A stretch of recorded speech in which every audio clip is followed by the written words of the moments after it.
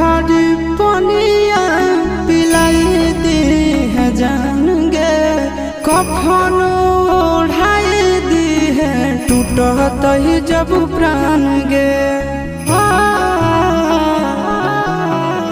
मोरे घड़ी पनिया पिलाई दी है जान गे, कफन ओढ़ाई दी है टूटत ही जब प्राण गे।